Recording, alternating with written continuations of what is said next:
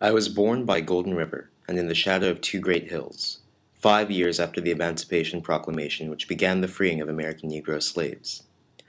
The valley was wreathed in grass and trees and crowned to the eastward by the huge bulk of East Mountain, with crag and cave and dark forests. Westward the hill was gentler, rolling up to the gorgeous sunsets and cloud-swept storms. The town of Great Barrington, which lay between these mountains in Berkshire County, western Massachusetts, had a broad main street lined with maples and elms with white picket fences before the homes. The climate was, to I thought, quite perfect. I had, as a child, almost no experience of segregation or color discrimination. My classmates were invariably white. I joined quite naturally all games, excursions, church festivals, recreations like coasting, swimming, hiking, and games. I was in and out of the homes of nearly all my mates, and ate and played with them. I was as a boy unconscious of color discrimination in any obvious and specific way. Outside of my school, my chief communication with the people of the town was through church. In Great Barrington there were 3 leading Protestant churches, and later a 4th. The most important church was the Congregational. It had the largest attendance of all the churches, including merchants and farmers, and professional men of the town. My own family on both sides had been Episcopalians, but because we lived near the Congregational church, and because my mother had many acquaintances there, and because the minister, Scudder, was especially friendly, my mother early joined the church. I think we were the only colored communicants. But I grew up in this church and its Sunday school, and it was there that one of the lady members, looking down on a chubby little brown child walking beside my mother, saw me take off my hat. My rather stiff, long curls were revealed, and with considerate kindness she said sweetly, "Little girls keep their hats on in church." This, of course, precipitated at home a wild fight on my part to have my curls cut off, and of course, in time, and to my mother's grief, off they came. In general thought and conduct, I became quite thoroughly New England. It was not good form in Great Barrington to express one's thoughts volubly, or to give way to excessive emotion. We were even sparing in our daily greetings. There was on the street only a curt good morning to those whom you knew well, and no greeting at all from others. In the summer of 1884, after my graduation from high school, there loomed the problem as to where I was going to go to college. Comparatively few of my white classmates planned or cared to plan for college, perhaps 2 or 3 in my class of 13. I collected college catalogs of colleges, and over the claims of Williams and Amherst, nearest my home, or of Yale not much further, I blithely picked Harvard, because it is the oldest and most widely known. But a question arose in my case, a young and ambitious colored man. What were the possibilities of employment or any career after such training? However, in my mind there was no doubt but that I was going to college, and in the fall of 1884, my mother died. There followed the half-guilty feeling that now I could begin life without forsaking my mother. This would be enough to support me at Fisk University, a college for Negroes in Nashville, Tennessee, which was said to do excellent work. Disappointed though I was at not being able to go immediately to Harvard, I regarded this merely as a temporary change of plan. I would of course go to Harvard in the end. But here now was adventure. I was going into the South of slavery, rebellion, and black folk.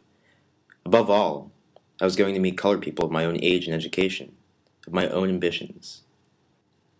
I was thrilled to be for the first time among so many people of my own color, or rather, of such various and extraordinary colors, which I had only glimpsed before, but who it seemed were bound to me by new and exciting and eternal ties.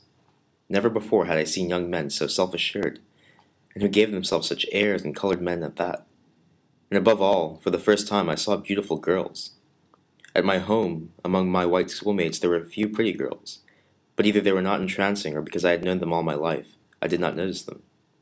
But at Fisk, the never-to-be-forgotten marvel of that first supper came with me opposite 2 of the most beautiful beings God ever revealed to the eyes of 17. I promptly lost my appetite, but I was deliriously happy. So I came to a region where the world was split into white and black halves, and where the darker half was held back by race prejudice and legal bonds, as well as by deep ignorance and dire poverty. But facing this was not a lost group. At Fisk, a microcosm of a world and civilization and potentiality. Into this world I leapt with enthusiasm. A new loyalty and allegiance replaced my Americanism. Henceforward, I was a Negro. One unforgettable thing Fisk University did for me, and that was to guide and enlarge my appreciation of music. In Great Barrington, the only music we had was that of Old English hymns, some of them set to German music. The music was often fine, but the words usually illogical or silly. I grew up therefore singing lustily bits of real music and paying little or no attention to the words. Fisk was a good college. I liked it, but it was small. It was limited in equipment, in laboratories, in books. It was not university. I wanted the largest and best in organized learning. Nothing could be too big and thorough for training the leadership of the American Negro. The necessity of earning a living scarcely occurred to me. I had no need for or desire for money. It was a piece of unusual luck, much more than my own determination, that admitted me to Harvard. There had been arising in Harvard at that time a feeling that the institution was becoming too ingrown, too satisfied with a sense of its own New England sufficiency. A determined effort was made in 1884 and later to make Harvard a more national institution, with good students from the South and West. I saw advertisements of scholarships which were to be offered, and I made application. In my favor were my New England elementary education, and the fact that I was studying in the South and I was colored. There had been hitherto very few colored students at Harvard.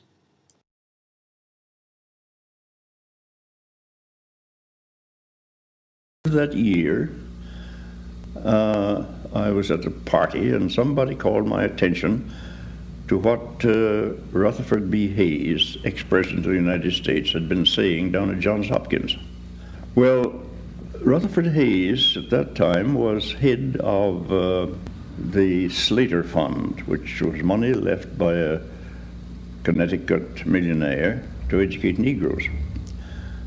So he went down to Johns Hopkins University and said that the fund was willing to educate Negroes, but they had only been able to find orators. Well, I got mad at that, and I wrote Mr. Hayes and told him that I could get some professors to tell him that I was doing pretty good work there and that I should like to go and study in Germany. And I got everybody from the president of Harvard down. And he was simply overwhelmed with recommendations, and so I got a fellowship. I went to Berlin and stayed 2 years. To Germany, and there, of course, I had a tremendous new experience. For the first time in my life, I was just a human being and not a particular kind of human being. I remember getting on the boat at Rotterdam to make the Rheinreise, the journey up the Rhine, and there was a Dutch lady and 3 daughters, 2 grown and one about 12, on the boat. So I followed out the custom that I would have in America. I got in part of the boat where they were not. I mean, if they got toward the bow, I went toward the other end. Until finally the little girl walked straight over to me and asked what language I spoke, and I told her that I spoke English and a little German. And then the mother came over, and we became just a little group of travelers. We were the only ones on this small boat, and had a beautiful trip up the Rhine from Rotterdam to Cologne. It was a new experience, of course, to me, and a very inspiring one. I came back from Berlin in 1892, and then there was the question as to where and what I was going to work in the United States. There wasn't, of course, the slightest chance of my getting any position in a white university, in spite of the fact that I had had better education than most white students had had. First, I tried to see if I could get in a colored school, either a college or even public school. One public school down in Tennessee considered me for a while, but thought I had rather too much education for them. Then I got an offer from Wilberforce. I accepted immediately, $800 a year. There I stayed 2 years, rather difficult years. The institution, of course, was of rather low grade, but with a great deal of devotion and enthusiasm. And I had ideas of turning it into a great German institution of learning. I ran against the religious difficulties. I'd never been a person with a very great sense of religion. I was fairly orthodox, but certainly not fundamental.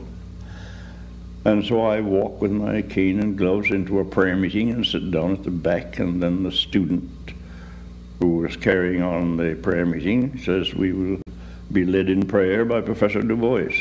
And I said, "No, you won't." And I came near losing my job there because the bishops were outraged. Of course, everybody led in prayer there, and they had revivals. Well, that made initial difficulties, and I knew that in the end they would get rid of me because I wasn't orthodox enough. Still, I had a nice 2 years there, and I had some very good students, and we did some extra good work. The only difficulty was I was teaching Latin and Greek when my specialty was sociology, and they didn't have any sociology, and they didn't want me to teach it.